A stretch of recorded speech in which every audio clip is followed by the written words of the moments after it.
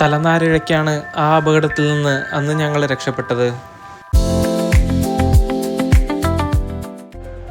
ഇത് ഞങ്ങളുടെ ഭൂട്ടാനിലെ അവസാനത്തെ ദിവസമാണ്.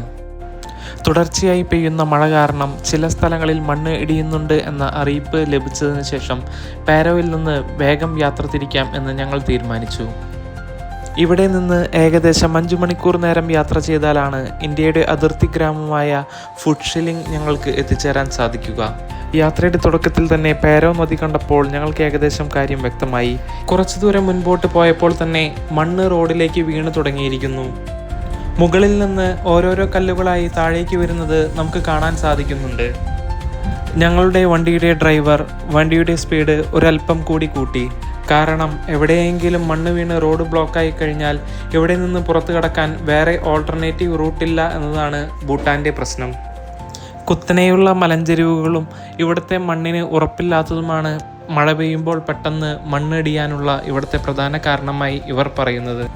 പോകുന്ന വഴിക്കെല്ലാം ഇതുപോലെ മണ്ണിടിഞ്ഞ ഒരുപാട് സ്ഥലങ്ങൾ കാണുന്നുണ്ട്.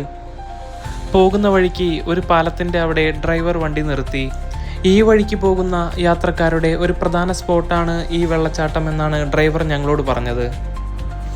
ആർക്കും അവിടെ ഇറങ്ങണമെന്ന് താല്പര്യമില്ലായിരുന്നെങ്കിലും ഡ്രൈവർ വണ്ടി നിർത്തിയത് കൊണ്ട് മാത്രം കുറച്ചു നേരം അവിടെ ഞങ്ങൾ ചെലവഴിച്ചു. ഞങ്ങളുടെ പിന്നാലെ വന്ന പല വണ്ടികളും അവിടെ നിർത്താതെ പോകുന്നത് ഞങ്ങൾ കണ്ടിരുന്നു.